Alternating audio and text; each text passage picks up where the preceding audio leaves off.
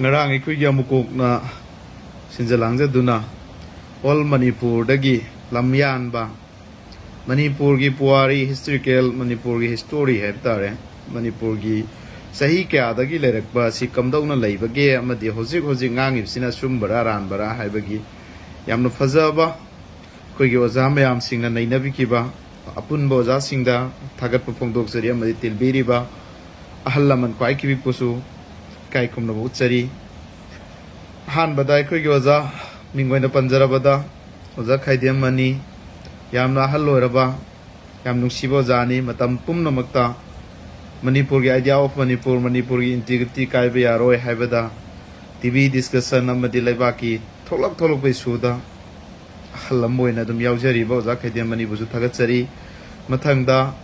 oza danabil aisam social scientist mahaki thagat pasidi ai khangna natte malem da leiba pangal pum namang na khangang bani amadi maitai pum namang su khangang bani amadi all communities na khangang bani mapun sida right ngakta sumbang hakta amadi student kayagi adagi han kayagi daha kayagi thamoi ba sumhal iba ozana barik sumla wafam thambi kiba tabada milu dagi pirang tai am thagat sari mathangda khoi ozara jendro nungthombam ozagi wahai ozana thengnarakpa amadi ozana ngangi basida aduki mati pointed yang oriba youth oriba khoi da loksan be aba message me am pibira ba oza busu thagat sari oza diar sana tomba oza gi marik chumla ba puari gi sagona raga la ba ekhoi gi pu me am na yabiram laba puya gi history amadi atoba to history sing Manipur gi khoi gi ngalak laite khoi gi haukiba pas ki pai puna chat thambiramba pai puna salamba lichat amadi thokiba thodok sing ngalak laite kauthoaga aikhoi ni I marakta lam thokna bo hon nari ba sing asi bu khamna bagi mateng oiganin yam khanjai oza gi ofam sing do oza bu so haningai leitena thagasari aduga sister Julia Singlai yamna pointed oiba sister na logical manung da yawba wahai kya amasu thambirami madugi sweet sister busu thagatsari aduga ekhoi gi amuko gi president Jajalan mahak bu soina thagat pi kai khumna buchari adu de ekhoi gi atai yatin biri ba pumna mak olamai kiram ahallaman any mis ekhoi gi function la sida yawbiri ba ming panba pandaba naidana mayam pumna makpo amuka so naina salam tawjari ai thamoi yam pele maramdi Manipur gi core issue singda aina first day so na wangangi sengna warau bigano eje su Manipur banu sibagi ai ngangjabani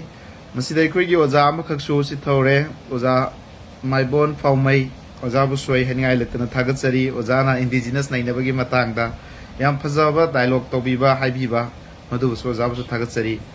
muduna wari simakhada aina haijaning badi Orisu sing da any misi mina na traga Manipur gi ngam khai kai ge daba matang la di ai matam dri yausal lai hoi mayam na ai bu yam na hai sing saba na khalam basu ai khanbiyo but taw ta boy na ngang iba sing du mun na tabiyo losan be ari losan biyo tangai fadana sumai nai khoi gi CSO sing gi all Manipur gi sigi mayam sina thola ga khambi ka de khoi na ngang na ngai tik na te ipa gum laba oza ai khoi da ge di oza o triple oza oiraba Hallaman sing CSO gi leader sing asina makhoi na sumena ngang thragai khoi ngang ngai masak leite aduna khoi iram dam da leiri bai raisa sing I furup kanglup nai dana pum namak na hairiba oza sing sina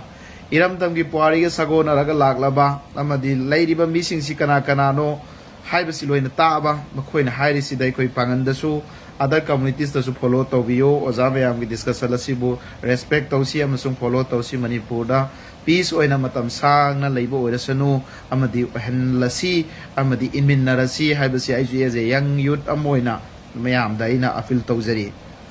aduga aina yawbagi maram aina hawdoroppaduna ai credit na de ngasi aina haire iduda soibe oram su mayam na ngakpiyu taw ngasi sigi level da history kawroba mayam adudagi Manipur da pangal ga maitai ga kari relation lai other communities all communities kari related lai haibadu tagla ibasi seng na harakanda ꯑꯩꯈꯣꯏ ꯃꯌꯥꯝꯅ ꯊꯥꯒꯠꯐꯝ ꯊꯣꯛꯑꯦꯕ ꯁꯤ ꯂꯥꯛꯏꯁꯤ ꯀꯔꯤꯒꯤꯅꯣ ꯑꯩꯈꯣꯏꯒꯤ ꯃꯩꯇꯩ ꯏꯆꯤꯜ ꯏꯅꯥꯎꯗꯒꯤ ꯉꯂꯛ ꯂꯩꯇꯦ ꯑꯩꯈꯣꯏꯒꯤ agent ꯑꯁꯤ ꯑꯣꯖꯥ ꯙꯅꯕꯤꯔ ꯂꯥꯏꯁ꯭ꯔꯝꯅ ꯍꯥꯏꯈ꯭ꯔꯦꯀꯣ ꯑꯦꯖꯦꯟ ꯃꯌꯥꯝ ꯑꯃ ꯑꯩꯈꯣꯏꯗꯁꯨ ꯏꯟꯁꯤꯜꯂꯛꯈꯤ ꯑꯩꯈꯣꯏ ꯂꯧꯗꯦꯅ ꯑꯦꯖꯦꯟ ꯃꯌꯥꯝ ꯑꯃ ꯂꯩꯔꯦꯁꯦ ꯑꯩꯅ ꯃꯃꯥꯡꯗ ꯍꯥꯏꯕ꯭ꯔꯤꯠ ꯂꯩꯔꯦ ꯍꯥꯏꯈ꯭ꯔꯕꯅꯤ ꯃꯈꯣꯏꯁꯤꯗ ꯏꯟꯁꯤꯜꯂꯒ ꯃꯈꯣꯏꯁꯤꯡꯁꯤꯅ ꯍꯥꯏꯊꯤꯅ ꯑꯩꯈꯣꯏꯒꯤ ꯄꯥꯡꯒꯜꯗ ꯉꯥꯡꯂꯛꯄ ꯆꯩꯔꯛꯄ ꯑꯩꯈꯣꯏꯒꯤ ꯙꯔꯃꯗ ꯁꯤꯡꯅꯔꯛꯄ ꯃꯌꯥꯝꯗꯨꯗ ꯁꯣꯁꯤꯌꯦꯜ ꯃꯤꯗꯤꯌꯥꯁꯤꯗ ꯍꯨꯟꯅꯔꯤꯕ ꯀꯃꯦꯟ ꯃꯌꯥꯝꯁꯤ ꯎꯕ ꯉꯝꯗꯕꯗꯒꯤ ꯑꯩꯈꯣꯏꯒꯤꯁꯨ ꯔꯤꯄ꯭ꯔꯖꯦꯟ ꯇꯧꯔꯒ ꯑꯃꯅ ꯉꯥꯡꯉꯒꯗꯤ ꯃꯌꯥꯝꯗꯨꯒꯤ ꯑꯩꯅ ꯔꯤꯄ꯭ꯔꯖꯦꯟ ꯇꯧꯔꯒ ꯑꯩꯅ ꯉꯥꯡꯖꯕꯅꯤ ꯉꯥꯡꯉꯒ ꯃꯌꯥꯝꯗꯨ ꯀꯃꯦꯟꯗ ꯀꯔꯤꯗ ꯈꯠꯅꯒꯗꯕ ꯑꯗꯨꯗ ꯃꯩꯇꯩ ꯍꯥꯠꯂꯒꯦ ꯄꯥꯡꯒꯜ ꯍꯥꯠꯂꯒꯦ ꯑꯗꯨ ꯇꯧꯔꯒꯦꯅ ꯇꯧꯅꯔꯤꯕ ꯃꯌꯥꯝꯗꯨ ꯀꯟꯇ꯭ꯔꯣꯜ ꯈꯤꯇꯪ ꯇꯧꯕ ꯌꯥꯕ꯭ꯔꯥ ꯑꯦꯖ ꯑꯦ ꯌꯪ ꯌꯨꯠ ꯑꯃꯒꯤ ꯂꯤꯗꯔ ꯑꯃ ꯑꯣꯏꯅ ꯃꯌꯥꯝꯅ ꯅꯨꯡꯁꯤꯕꯤꯗꯅ ꯑꯩꯈꯣꯏꯒꯤꯁꯨ ꯐꯣꯂꯣꯋꯔ ꯃꯌꯥꯝ ꯑꯃ ꯂꯩꯕꯅꯤꯅ ꯃꯗꯨꯗ ꯑꯩꯅ ꯀꯟꯇ꯭ꯔꯣꯜ ꯇꯧꯕ ꯌꯥꯕ ꯏꯃꯥꯟꯅꯕ ꯏꯌꯥꯝꯕ ꯑꯣꯖꯥꯁꯤꯡ ꯑꯩꯕꯨ ꯅꯨꯡꯁꯤꯕꯤꯕ ꯁꯤꯡꯗꯨ ꯑꯩꯅ ꯀꯟꯇ꯭ꯔꯣल ꯇꯧꯕ ꯌꯥꯕ꯭ꯔꯥꯅ ꯌꯦꯡꯖꯔꯒ ꯇꯧꯖꯕꯅꯤ ꯃꯔꯝꯗꯤ ꯁꯣꯝꯗꯩꯇ ꯍꯨꯜꯂꯒ ꯑꯩꯈꯣꯏꯒꯤ ꯀꯅꯥꯒꯨꯝꯕ ꯑꯉꯥꯡ ꯑꯃꯅꯁꯨ ꯀꯅꯥꯒꯨꯝꯕ ꯌꯨꯠ ꯑꯃꯅꯁꯨ ꯍꯥꯏꯔꯛꯏꯗꯨꯗ ꯈꯥꯡꯕ ꯉꯝꯗꯕꯗꯒꯤ ꯋꯥꯍꯩ ꯂꯤꯒꯦꯜ ꯏꯂꯤꯒꯦꯜ ꯑꯣꯏꯕ ꯃꯌꯥꯝ ꯍꯥꯏꯅꯔꯒ ꯋꯥꯔ ꯊꯣꯛꯈꯤꯕꯁꯨ ꯌꯥꯏ ꯃꯗꯨꯗꯤ ꯑꯩꯅ ꯃꯌꯥꯝꯒꯤ ꯊꯃꯣꯏ ꯄꯦꯜꯍꯟꯕ ꯑꯣꯏꯅ प्रजागी लेरुरबरेना अखोइसु सोशल की ओइना थोबरेना सोशल वर्क तौबनेना अदुदि प्रजासिंदुबु फाजलगा मदु कम्युनियन गी रियोता मदु वार्ड ओथोखिदगी सरुपति एना हायरगा अइना रिप्रेजेंट तौरगा मयामगी मुसिल ngangbani ngangbदुगी कानाबा याम फंगी हाउमी फेडरेशन ना पिलर असि जोंखिबगी मतंगदा डीजी ना हुजि ऑर्डर तौखरबनी अमदि ngarang puliba meeting asisु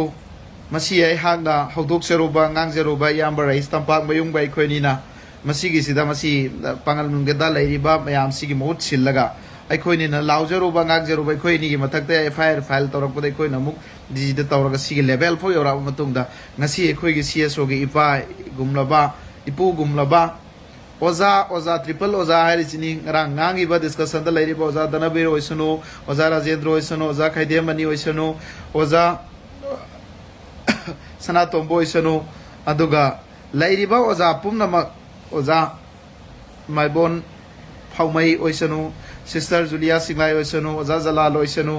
हारिबा ओजा मयाम सिंसी खोइ मणिपुर गी लमयान बंगाक्तनी ngasi fauda manipur gi apunba gi damakta idea of manipur da manipur gi integrity gi damakta lepaga lakpa amadi front line da sielaga ngangbo za ngaktani nakhoi pumna moko muka so nai kai khumna utsari mayam na suba khoi kai khumna pum thoi hebe sei thamjage aduna chilinau sing haujik aina tanjaba diman aina khanjaba du phangjare adubu watpa madi lairi masigi pillar je thugaiba natraga na masigi pillar asida khoi gi pangan gi pangan tanate all indigenous ki miming happy ba haptre khalaga na ai khoi gi su तंगाई फद्रगा मखोई से तुम लेहलसी हायरगना आखोई गिसो अमा जुंगबा सिना अदुम तारानी मरब जुंगदर सिना करी indigenous people of Pongal अदुगा आखोई गी पांगल गी सगै मोइसे लोइना दुदा हाबगा आइदि मसि लिलोंग दोइना जुंगनिंगी मयाम गे palm मोचो आयो करी गुम तंगाई फदना सिगी पिलर सि लौथोकता बिदा सुम लेहन ग्रबा मदु मदे एक्सेप्ट तो सुंगम ngमोय हुजिकती अहलमन मयामना इबु तुमिल लैरो अमदि हुजिक सोशल दा वाय खुम तौरनु मखोइ सिदि एजेंट नि पैसा थादरा एजेंट ओहेलगा अखोइ मणिपुर सिदा वकाय होलिबनी हाइबसि ओजा धनबीर लैस्रम गी पॉइंट दगेने लक्षण जरे अदुना आई मदुगी दि मखोइ ग ममिंग सु पल्लारोय हुनसु नरोय तौतबो सि पिलार सिदा अखोइ गी इंडिजिनस ऑल सोनबा नत्रगन थुगाई किबा मसी माइ पामजै मसी नत्रगा दि आई नुगाइ जदे अदुगा करिगुम तंगाई फद्रगना अखोई पांगल नसु अखोई इंडिजिनस पीपल ऑफ पांगल हायरगा मणिपुर की सगई पांगन की सगई मोइसि खक लिंखतपदा मयामना करिगुम्बा पोहायरा रोइद्रा अदु ओइरगदि अदुगी सु मयामना खनबियो मरमदि तंगाई फदना याद्रदि अखोई ngरang हायरदसु पिलर से फुक्तो हनगदमे हायबो वफम अमदि यावदे सेंगना आई बुदि तुमिन लाइख्रगे ज्ञान तारानी ओजा मयामना हायदु लोइन अंडरस्टूड तौरे आई हाउबदि लोइ फव लाइफ तो ताजै एंगजरे पेली अइना लेतना थागली अदुकी मतिक पेले आइगी मकसद फंगे आइगी पांदम फंगे गवर्नमेंट ना लावरसु ताबी द्रगसु आइगी ओजा मैतै पांगल अमदि तांखुल अमदि नागा ओजा सिंगना मेदाम सिंगना थंबी किबा डिस्कशन दु दंगांग ना किबा पुम नमक आई हाइनियाइ लेतना थागली अमदि थमोय द पेले मदुगी मकसद दुख आई ngaiरंबनी मदुगी पांदम दुख आई ngaiरंबनी हौजिकि एखोय युन ना करि nganगुनि एखोयना करि डिसिजन लौगनी एखोयगिदि आइगिदि सोशल एक्टिविस्ट अमोयना मियामदा अफबदु अफबनी असुमबदु असुमबनी लानबदु लाले हाइजबनी पुमनमक्ति एखोयना खोयगी मखादा अहलमन इपाइपु पांदब नते ꯅꯈꯣꯏ ꯏꯄꯥ ꯏꯄꯨꯅꯤ ꯅꯈꯣꯏꯒꯤ ꯃꯈꯥꯗ ꯑꯩꯈꯣꯏ ꯂꯩꯕꯅꯤ ꯅꯈꯣꯏꯕꯨ ꯑꯦꯄ꯭ꯔꯤꯁꯤꯌꯦꯠ ꯇꯧꯐꯝ ꯊꯣꯛꯏ ꯑꯃꯗꯤ ꯇꯧꯁꯨ ꯇꯧꯔꯤ ꯇꯧꯁꯨ ꯇꯧꯒꯅꯤ ꯃꯌꯥꯝꯅꯁꯨ ꯇꯧꯕꯤꯌꯨ ꯃꯁꯤꯅꯤ ꯑꯗꯨꯅ ꯃꯁꯤꯒꯤ ꯄꯤꯂꯔꯒꯤ ꯃꯇꯥꯡꯁꯤꯗ ꯑꯩꯈꯣꯏꯒꯤ ꯄꯥꯡꯒꯜ ꯏꯆꯤꯜ ꯏꯅꯥꯎꯁꯤꯡꯅꯁꯨ ꯁꯣꯁꯤꯌꯦꯜ ꯃꯤꯗꯤꯌꯥꯗ ꯀꯣꯃꯦꯟ ꯐꯠꯇꯕ ꯍꯦꯟꯖꯟꯕ ꯃꯤꯅ ꯑꯩꯈꯣꯏꯒꯤ ꯙꯔꯃꯕꯨ ꯁꯤꯊꯔꯛꯁꯅꯨ ꯇꯧꯁꯅꯨ ꯑꯩꯈꯣꯏ ꯃꯤꯒꯤ ꯙꯔꯃ ꯑꯃ ꯄꯨꯍꯜꯂꯨꯅꯨ ꯁꯤꯁꯇꯔ ꯖꯨꯂꯤꯌꯥ ꯁꯤꯡꯂꯥꯏꯅ ꯍꯥꯏꯕ ꯑꯃ ꯁ꯭ꯇꯥꯔꯤꯡꯁꯤ ꯑꯩꯈꯣꯏꯅ ꯄꯥꯏꯔꯤꯃꯤ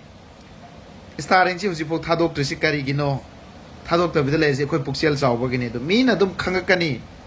ꯏꯁꯂꯥꯝ ꯂꯥꯏꯅꯤꯡ ꯆꯠꯄ ꯑꯩꯈꯣꯏꯒꯤ ꯄꯨꯛꯆꯦꯜꯁꯤ ꯀꯔꯤꯅꯣ ꯍꯥꯏꯕꯁꯤ ꯑꯗꯨꯝ ꯃꯁꯥꯅ ꯈꯪꯉꯛꯀꯅꯦꯕ ꯑꯗꯨꯅ ꯑꯩꯈꯣꯏꯅ ꯉꯥꯡꯕ ꯃꯇꯝꯗ ꯀꯣꯃꯦꯟ ꯄꯤꯕ ꯃꯇꯝꯗ ꯐꯦꯁꯕꯨꯛꯇ ꯑꯋꯥꯏ ꯑꯈꯨꯝ ꯌꯥꯝ ꯇꯧꯒꯅꯨ ꯃꯈꯣꯏꯗꯤ ꯑꯦꯖꯦꯟꯁꯤꯡ ꯍꯥꯏꯕ꯭ꯔꯤꯠꯁꯤꯡꯅꯤ ꯃꯈꯣꯏꯒꯤ ꯄꯥꯟꯗꯝ ꯀꯔꯤꯁꯨ ꯐꯪꯉꯣꯏ ꯑꯗꯨꯅ ꯏꯔꯝꯗꯝꯗ ꯂꯩꯔꯤꯕ ꯃꯩꯇꯩ ꯏꯆꯤꯜ ꯏꯅꯥꯎ ꯄꯨꯝꯅꯃꯛꯅ ꯃꯈꯣꯏꯒꯤ ꯑꯦꯒꯦꯟꯁꯇ ꯂꯦꯞꯄꯤ ꯍꯥꯏꯕꯁꯦ ꯉꯔꯥꯡꯒꯤ ꯃꯤꯇꯤꯡꯗꯨꯅ ꯑꯩꯅ ꯈꯪꯖꯔꯦ ꯑꯗꯨꯅ ꯍꯦꯟꯅ ꯃꯁꯤꯗ ꯀꯩꯗꯧꯅꯉꯥꯏ ꯑꯣꯏꯗꯦ ꯇꯧꯕꯇꯕꯨ ꯂꯣꯒꯤ ꯑꯣꯏꯕ ꯄ꯭ꯔꯣꯁꯦꯁꯇ ꯂꯤꯒꯦꯜ ꯑꯣꯏꯕꯗ ꯇꯧꯔꯤꯁꯤꯁꯨ ꯇꯧꯖꯁꯅꯨ ꯃꯁꯤꯅ ꯀꯔꯤ ꯄꯨꯔꯛꯄꯅꯣꯁꯨ ꯌꯦꯡꯈꯤꯁꯤ ꯑꯗꯨꯒ ꯏꯆꯤꯜ ꯏꯅꯥꯎꯁꯤꯡ ꯑꯩꯈꯣꯏ ꯏꯄꯥ ꯏꯄꯨꯅ ꯍꯥꯏꯕ ꯑꯣꯖꯥ ꯒꯨꯔꯨꯅ ꯍꯥꯏꯕ ꯏꯟꯕ ꯃꯊꯧ ꯇꯥꯏ ꯑꯣꯖꯥ ꯒꯨꯔु ꯂꯩꯇꯕ ꯁꯥꯇ꯭ꯔꯗꯤ ꯀꯩꯗꯧꯅꯨꯡꯗ ꯑꯐꯕ ꯑꯣꯏꯔꯣꯏ ꯑꯗꯨꯅ ꯏꯄꯥ ꯏꯄꯨ ꯂꯩꯇꯕ ꯌꯨꯠ ꯑꯩꯈꯣꯏꯗꯤ ꯀꯛꯉꯥꯎꯅꯔꯒ ꯂꯩꯍꯧꯒꯅꯤ ꯑꯗꯨꯅ ꯏꯄꯥ ꯏꯄꯨꯁꯤꯡꯁꯤꯅ ꯉꯔꯥꯡ ꯊꯝꯕꯤꯈꯤꯕ ꯋꯥꯐꯝꯁꯤꯡꯁꯦ ꯃꯁꯤꯗ ꯑꯩꯈꯣꯏ ꯐꯣꯂꯣ ꯇꯧꯔꯒ ꯏꯔꯝꯗꯝꯅ